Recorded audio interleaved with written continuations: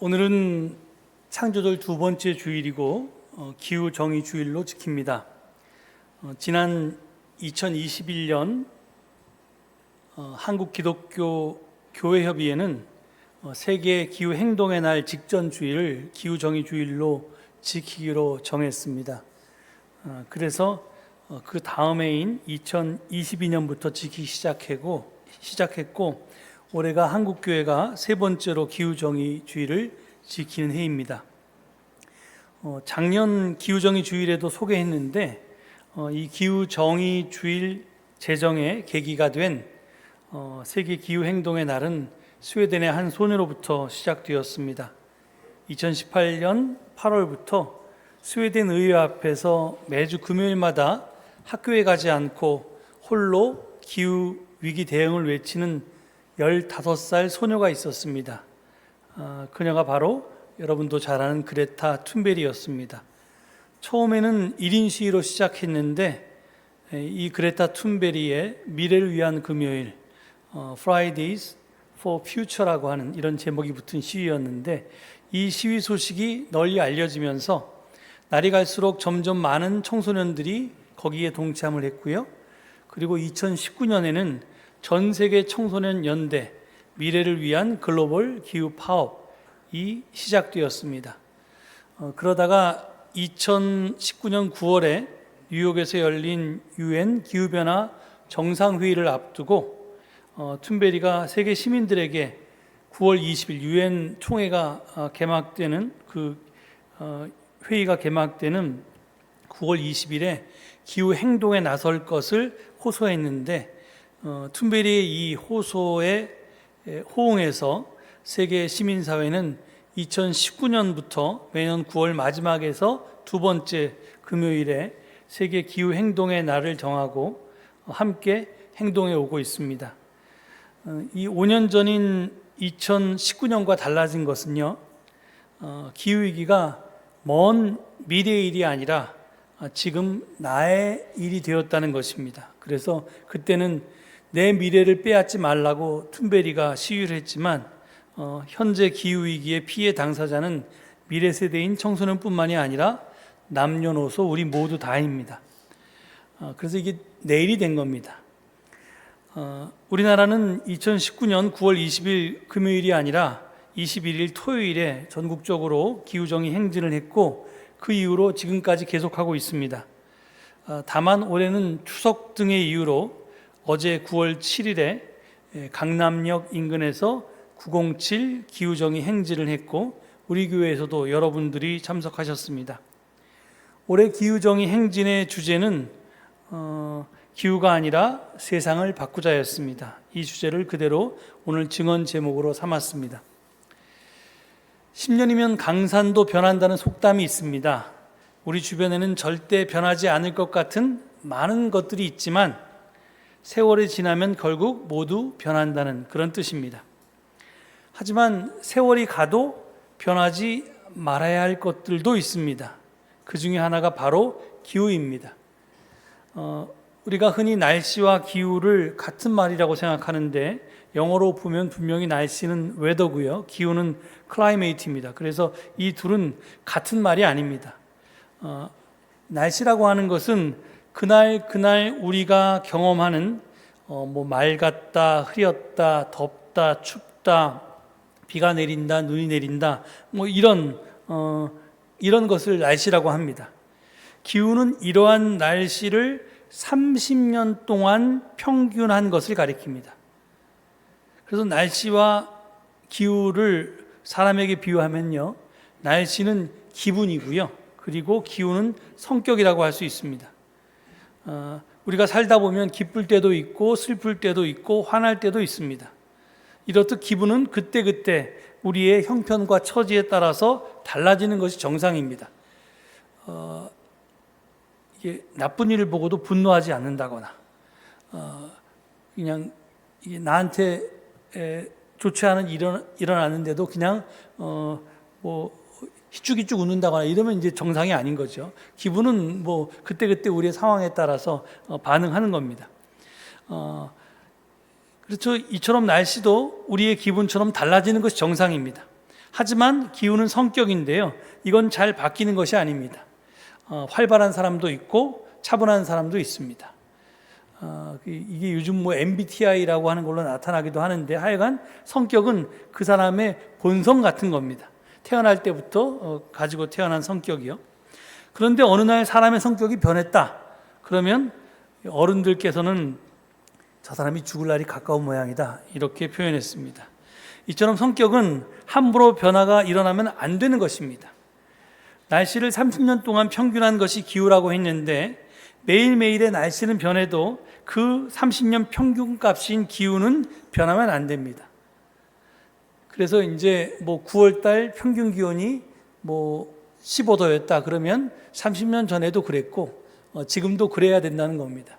이것이 물론 그날그날에 따라서 조금 높은 날도 있고 적은 날도 있지만 그것이 30년 동안 축적한 데이터는 이게 변함이 없어야 된단 말입니다. 그런데 이 지속되어야 할 기후에 변화가 일어났습니다. 바로 여기에 큰 위험이 있습니다. 이 기후변화는 기후위기, 기후재앙을 가져왔고 급기야 기후지옥을 말하는 단계까지 이르렀습니다. 올여름 더위 무척 길고 힘들었습니다. 꽤 더우셨죠?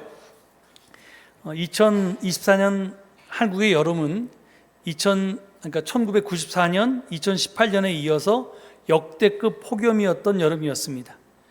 열대야 기록이 곳곳에서 새로 쓰여졌습니다. 제주에서는 무려 47일 연속 열대야가 이어졌고 서울도 34일 동안 열대야가 끊이질 않았습니다. 8월 전국 평균 기온은 28도로 전국 기상 관측이 시작된 1973년 이후 최고치를 기록했습니다. 그럼 우리나라만 이랬냐? 우리나라를 넘어서 세계를 보면 올해 7월은 작년에 이어서 역대 두 번째로 뜨거운 7월로 기록되었습니다. 화면을 좀 띄워주시겠어요? 그래프를. 이 유럽연합 코페르니쿠스 기후변화 서비스에 따르면 2024년 7월에 전 지구 평균 기온은 저기 나와 있는 것처럼 여기는 지금 16.95도씨입니다. 이게 근데 저게 95도씨는 작년 데이터고요. 작년 데이터고 올해는 91도씨입니다. 16.91도씨. 역대 최고 기온인 2024년 7월에 비해서 0.04도씨 낮은 수준이었습니다. 우리나라는 30도씨를 훨씬 넘는 뜨거운 맛을 봤기 때문에 뭐 저 정도 기온 가지고 뭘 그래? 평균 기온이 뭐 이렇지만 이는 북극에서부터 남극에 이르기까지 전 지구의 평균 기온이기에 결코 낮은 수준이 아닙니다. 우리가 흔히 기준으로 삼는 산업화 이전 평균 기온과 비교해 보면 그 심각성을 바로 느낄 수 있습니다. 다음 화면 펼쳐주시죠. 예, 이거 보면 이제 이게 보면 올해 7월 역대 두 번째로 뜨거웠다. 이래서 이제 7월 전 지구 평균 기온이 2023년에 이어서 역대 2위라는 기록인데요. 저기 보면 지금 여러분도 기후변화 마지노선이 산업화 이전 대비 1.5도라는 걸 잘 아실 것입니다. 그런데 7월의 월 평균 기온만 놓고 봤을 때 2024년 7월 평균 기온은 산업화 이전 대비 1.52도씨가 높았습니다. 저 그래프는 지금 그게 잘 표시되어 있지 않은데 지금 저거 보면 1.5도보다 높죠? 지금 그게 2023년과 2024년이 높습니다. 7월 기온입니다. 저게 만약에 1년 내내 1월에서부터 12월까지가 1.5도를 초과했으면 우리가 이제 끔찍할 텐데 다행히 제일 더웠던 한 해 중에서 제일 더웠던 7월이 1.5도를 넘었기 때문에 그나마 지금 우리가 아직 희망이 있습니다. 이 기준점을 일단 작년 7월엔 넘었습니다. 2024년 7월의 경우엔 산업화 이전 대비 1.48도씨입니다. 지금 보면 2024년 자료는 조금 내려갔습니다. 그래서 이거 그래도 1.5도에 근접했습니다. 저게 1979년부터 지금 1980년이 처음 자료잖아요.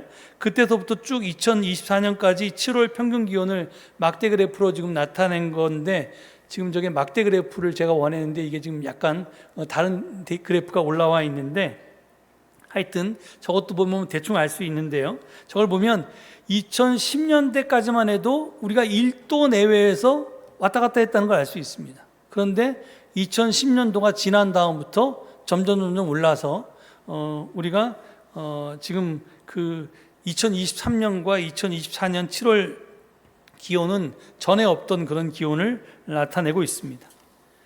예, 이제 그래프는 되겠습니다. 접어도 되겠습니다. 우리가 이러한 변화를 기후 변화라고 부르는 것은요, 달라지는 것이 비단 기온만이 아니기 때문입니다. 지구가 달궈지면서 뒤죽박죽된 것은 대기의 온도뿐만이 아니라 땅과 바다의 온도도 마찬가지였고요.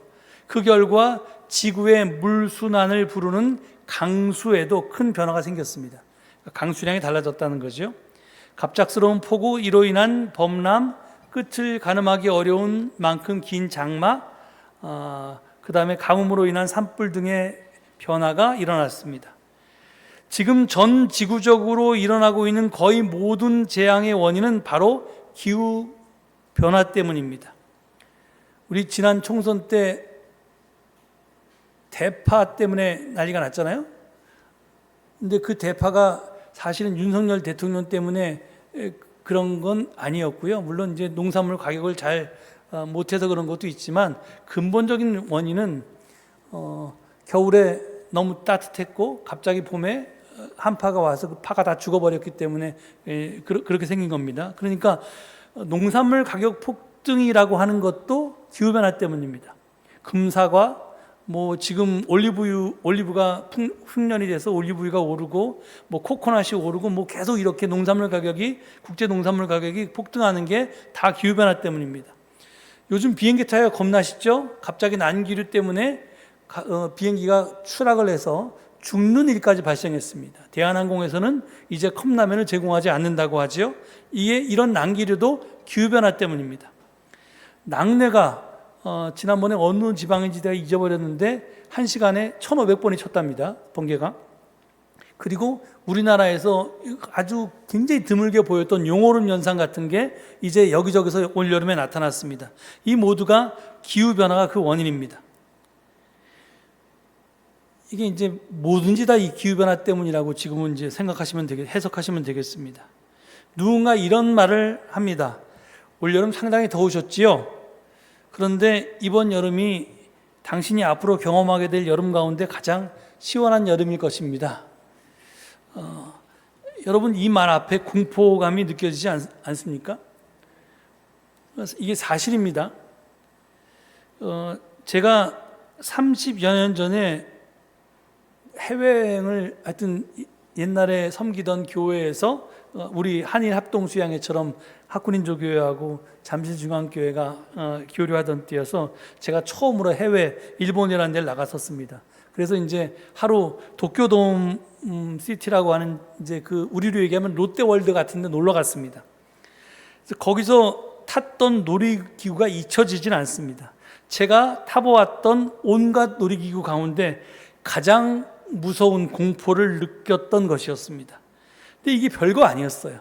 지름이 한 5m나 될까? 한 3m나 될까? 반지름이 이렇게 된 이제 이 둥그런 원반에 사람들이 이렇게 그냥 철제 난간을 이렇게 동그란 난간에서 이제 서서 그냥 그 난간을 잡고 서 있습니다.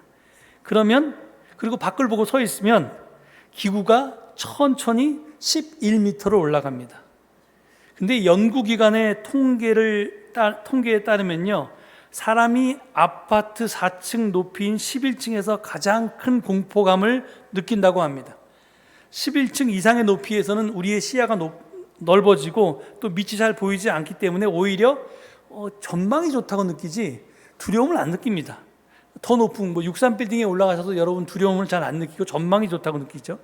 그런데 11m 높이일 때는 시각적으로 바닥이 분명하게 보여서 떨어질지도 모른다는 공포감이 생기게 된다고 합니다. 그런데 그 놀이기구가 11m를 천천히 올라가요. 그리고 거기서 탁 멈춥니다. 그러니까 이 잠깐 멈추는 동안 밑에를 보게 되니까 겁날 거 아니에요? 그런데 갑자기 툭 떨어집니다. 그리고 제 발바닥이 땅에서 한 1cm 정도 떴습니다.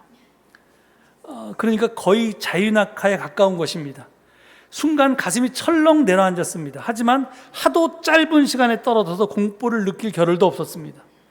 문제는 그것이 3번 반복된다는 것이었습니다. 처음에 올라갈 때는 아무것도 몰랐는데 2번째 올라갈 때는 내가 그 공포를 다시 느낄 것이라고 하는 것 때문에 올라갈 때부터 정말 너무 겁났습니다. 3번째는 거의 주저앉을 뻔했습니다. 이와 마찬가지로 올여름 무더위를 경험한 저는 내년 여름이 오는 것이 벌써부터 두렵습니다. 단지 저는 그냥 더워서 매우 불편하고 그리고 살기 힘든 정도지만 양계업이나 양식업에 종사하는 분이 느끼는 폭염의 공포는 상상을 초월할 것 같습니다. 행정안전부에 따르면 올여름 폭염으로 폐사한 가축이 100만 마리가 넘습니다. 8월 31일 기준으로 가축 117만 8천 마리가 죽었습니다. 특히 이 중 가금류 피해가 110만 4천 마리에 달합니다. 그야말로 닭장 같은 환경에서 가금류가 살다가 익어 죽었던 것입니다. 또 더위는 수온, 물의 온도를 끌어올립니다. 더워진 물은 산소를 품지 못해서 내뱉어 버리고 수중 생물은 죽음에 이릅니다. 충남 태안에서 우럭 양식장을 운영하던 어민은 3년 동안 애지중지 키운 우럭이 모두 죽었다며 폐업을 고민하고 있습니다. 양식장 피해는 3천만 마리에 근접합니다. 거의 298만, 2,980 몇만 이렇게 나갑니다. 그 양계장 주인이나 아니면 양식장 주인은 이 기후지옥이 이미 현실로 그들에게는 현실일 것입니다. 폭염으로 인한 죽음은 가축에게만 일어나는 일이 아닙니다. 사람에게도 일어납니다. 과거에는 추워서 죽거나 얼어서 죽는 경우가 종종 있었습니다. 제가 어렸을 때도 그런 경우가 가끔 발생했습니다. 그런데 더워서 죽는 경우는 별로 보지 못했습니다. 그런데 최근에는 뉴스에 굉장히 많이 나옵니다. 무더위 속에서 일하던 배달 노동자, 옥외 노동자, 농업 노동자 등이 온열 질환으로 숨졌다는 뉴스가 심심치 않게 뉴스에 자주 등장합니다. 어제 907 기후정의 행진에 앞서서 열렸던 기후정의 주일 연합예배에서 설교한 이쁜이 사제님이 계십니다. 이름이 이쁜입니다. 성공의 원주교구 성당에서 일하시는 주임 사제인데요. 그분이 책 한 권을 설교 시간에 소개했습니다. 책 제목은 고통에 이름 붙이는 사람들인데요. 제가 그 출판사 서평 중에 일부를 여러분께 소개하고자 합니다. 노동자는 다만 일이 위험해서 다치는 것이 아니다. 아무리 위험한 일도 안전한 방식으로 일하면 다치지 않는다. 우리가 안전보다 이윤을, 존중보다 차별을 선택할 때 그 노동의 현장에서 누군가 다치고 죽는다. 일하다 사람이 다치고 병들고 죽는 사회를 멈추려면 이제 우리는 무엇을 시작해야 할까? 지난 20년간 노동자의 고통을 찾아내고 분류하고 측정해서 이름을 붙여온 이들이 있다. 노동환경건강연구소 사람들이다. 이들은 고통을 드러내고 고통에 이름을 붙여 사회에 알리는 일을 한다. 근골격계 질환이라는 말이 없었던 시절이 있었다. 감정노동이라는 말이 없던 시절도 있었다. 감춰져 있던 노동에 이름이 생기면 사회가 아픔을 나누고 위험을 줄일 방법을 의논하게 된다. 많은 사람들이 아픔에 붙은 이름을 부를 때 노동자의 고통은 더 빨리 줄어들고 일의 위험도 줄 수 있다. 이 변화라는 건요, 거저오는 것이 아닙니다. 애써 만드는 것입니다. 이 책의 저자들은 감춰져 있던 고통에 이름을 붙이면 그것을 이제 부를 수 있고요, 사람들이 관심할 수 있고요, 그 문제에 대해서 의논해서 제도적 변화를 이뤄낼 수 있다고 말합니다. 어제 기후정의 행진에서 외쳤던 11개의 요구도 저는 마찬가지라고 생각합니다. 2024년 우리의 요구는 다음과 같았습니다. 좀 길지만 제가 하나하나 읽어보겠습니다. 불평등이 기후재난이다. 안전하게 살 수 있는 주거권, 노동권, 기본권을 보장하라. 위기에도 존엄하게 살 권리, 차별 철폐, 돌봄 증진, 공공의료 및 공공교통 확충하라. 핵발전소 수명 연장과 신규 건설 추진하는 윤석열 정부의 핵지능 폭주를 멈추고 에너지 정의 실현하라. 기업을 위한 무한정 에너지 공급과 송전탑 건설 중단하고 노동자 일자리 보장하는 탈석탄, 탈화석연료 계획 마련하라. 민주주의와 공공성 훼손하는 재생에너지 민영화 중단하고 공공재생에너지로 정의롭게 전환하라. 노동자, 시민 주도, 정의로운 전환, 기후정의, 사회정의에 기반한 산업구조 실현하라. 이윤을 위한 생태계 파괴, 신공항 건설과 국립공원 개발, 4대강 보사업을 철회하라. 농업재해 대책과 생태농업 전환 계획 수립하고 먹거리 기본권 및 농민 생존권을 보장하라. 비인간 동물을 상품화하는 공장식 축산을 정의롭게 전환하고 동물 착취 시스템을 철폐하라. 무기 수출, 전쟁 지원 중단하고 군비 축소, 반전 평화 실현하라. 한국 정부는 온실가스 감축 목표를 강화하고 국제적 책임을 다하라. 요구사항이 너무 많고 또 너무 광범위하죠. 이유는 제가 앞서 밝혔듯이 지금 일어나고 있는 거의 모든 재앙의 원인이, 사회적 문제의 원인이 기후변화이기 때문입니다. 그러니까 그 해결책도 모두 사회 문제를 포함하고 있어서 그렇습니다. 그래서 어저께 이것을 외치면서 3만 명이 강남에 모였습니다. 작년에 2만 명이 모였는데 올해 3만 명이 모였다니까 더 많이 모인 건데요. 그래도 우리 전 국민의 숫자에 보면 아주 일부에 지나지 않습니다. 끝으로 오늘 본문 말씀인 미가서의 말씀을 잠깐 보겠습니다. 이 말씀은 에큐메니칼 창조절의 구약 본문으로 주어진 말씀입니다. 미가는 당시 사회의 절망적인 상황을 고발하고 있습니다. 마치 열매 하나 없이 가지만 앙상하게 남은 과일나무 같다고 그렇게 표현합니다. 그 이유는 신실한 사람, 정직한 사람이 없기 때문이랍니다. 어려운 상황 속에서 사람들은 저마다 자기만 살려고 합니다. 그 결과는 심판입니다. 즉 공멸입니다. 하지만 미가는 마지막 희망을 놓지 않고 있습니다. 바로 주님입니다. 본문 7절을 다시 한번 볼까요? 제가 그걸 거기에다가 인용하라고 조금 쓰지 않았군요. 여러분 주보를 보시면 이렇게 되어 있습니다. 그러나 나는 희망을 가지고 주님을 바라본다. 나를 구원하실 하나님을 기다린다. 내 하나님께서 내 간구를 들으신다. 제가 지난 주일에 성경의 기다림은 아무것도 안 하고 가만히 앉아서 소망이 이루어지기를 바라면서 시간을 죽이고 있는 것이 아니라고 말했습니다. 성경의 기다림은 막연한 기다림, 수동적인 기다림이 아닙니다. 적극적인 기다림, 능동적인 기다림입니다. 즉 행동하면서 비록 내 행동의 결과가 당장 이루어지지 않더라도, 늦어지더라도 인내하면서 끝까지 버티는 것을 뜻합니다. 오늘은 이 말씀에 하나를 더 보태고자 합니다. 우리가 어떤 행동을 하는 이유는요, 꼭 그것을 성취하기 위해서가 아니라는 것입니다. 물론 그것을 성취되면 좋겠지요. 정말 좋겠지만 혹시 그렇게 되지 않는다고 할지라도 그 행동이 옳기 때문에 하는 것입니다.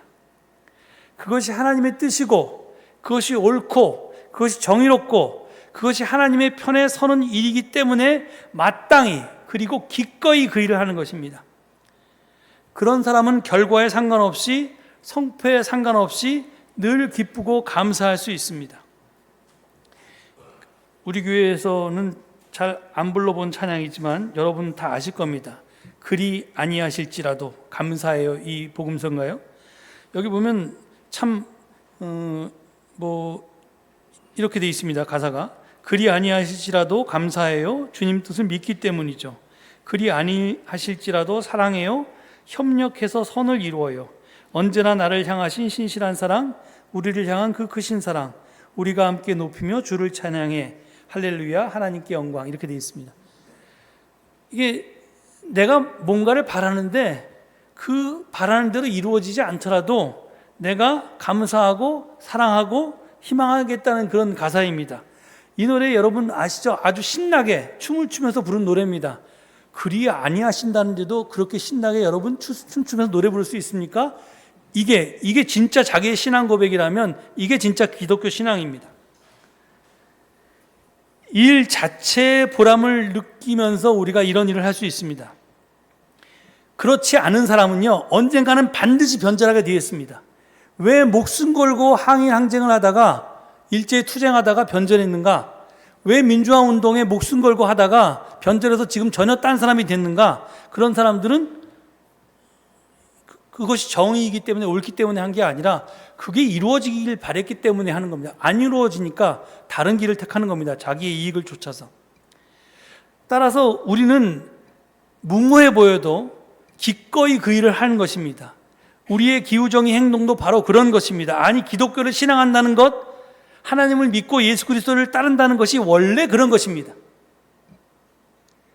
이루어질 줄 믿고 하는 게 아니라 이루어지지 않더라도 당연히 해야 되는 것입니다. 그게 쉽지 않겠죠. 그런데 그것을 힘들더라도 그것을 기쁨과 감사함으로 감당해낼 수 있는 것, 그 단계까지 올라가야지 우리가 참 신앙인이 되는 것입니다. 사막화되어 가는 아프리카를 살리기 위해서 나무 3천만 그루를 심은 사람이 있었습니다. 케냐 출신, 케냐의 환경부 장관이었다는데요. 왕가리 마타이 여사입니다. 그분이 그 공로를 인정받아서 2004년 노벨 평화상을 받았습니다. 근데 그 연설에서 그녀가 이런 말을 했습니다. 숲에 불이 나면 모든 동물이 도망갑니다. 그런데 달아나지 않고 숲을 지키는 동물이 있습니다. 바로 벌새입니다. 손가락 한 마디 정도밖에 되지 않은 이 작은 새는 숲에 불이 나면 개울가에서 그 작은 부리로 물을 머금고 와서는 불붙은 나무 위에 뿌립니다. 숲을 집어삼킬 수도 있는 큰 불에 비하면 벌새의 이런 행동이 하찮게 보일 수도 있습니다. 하지만 나는 이 벌새에게서 인류가 살아가야 할 길을 찾을 수 있다고 생각합니다. 나무에 물 한 모금이라도 뿌리려고 날아다니는 벌새가 있는 불타는 숲은 희망이 있습니다. 벌새가 바로 그 희망입니다. 혼자 살겠다고, 나라도 살겠다고 달아나지 않고 함께 살아온 삶의 터전을 지키기 위해서 혼자가 아니라 함께 살기 위해서 끝까지 노력하는 누군가가 있다는 것이 희망이라는 겁니다. 어제 3만 명이 모였다는데 그 숫자는 남한 인구 5천만 명에 비하면 극히 극소수입니다. 또한 한국교회 전체 숫자가 6만이라는데 녹색교회가 겨우 150개밖에 안 되기 때문에 그 숫자는 너무나 초라합니다. 하지만 그들이 있고 그 교회들이 있어서 우리에겐 희망이 있는 것입니다. 그 희망으로 기후가 아니라 세상을 바꿉시다. 동시에 나와 한국교회를 바꿉시다. 불가능에 도전하는 벌새가 되어서 이 세상에 여러분이 희망이 되십시오. 이 말씀을 되새기시면서 잠시 침묵 가운데 기도하시겠습니다.